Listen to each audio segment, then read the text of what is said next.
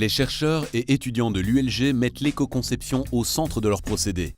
Préparer les ingénieurs à ces problématiques écologiques, leur donner les outils pour y faire face et les initier à trouver des solutions innovantes, des atouts qui leur seront bientôt indispensables.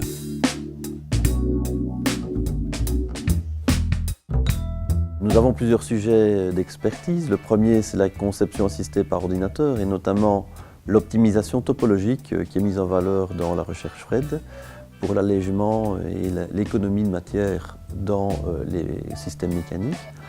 La deuxième partie s'occupe plutôt du prototypage et de la conception de véhicules et de véhicules propres.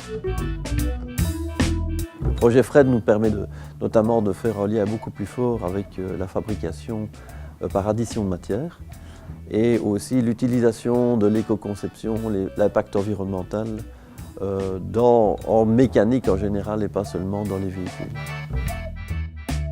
Le gain n'est pas forcément qu'écologique. Si on utilise moins de matières premières, etc., le gain peut s'avérer financier aussi pour l'entreprise. C'est une des démarches de la sensibilisation, de leur montrer que ce n'est pas juste un délire écologique. Donc, parmi les démarches de l'éco-conception, une des techniques est notamment le choix du matériau.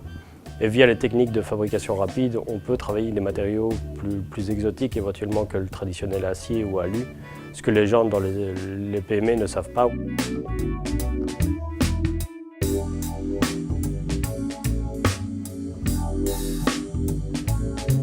Le fait est que la plupart des entreprises, en fait, n'ont pas encore intégré cette notion d'éco-design.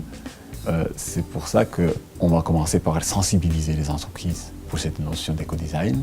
C'est pour ça qu'on se dit qu'il vaudrait mieux aussi de préparer les ingénieurs qui vont prester dans ces entreprises-là, qui soient déjà au préalable sensibilisés, qui connaissent cette notion d'éco-design.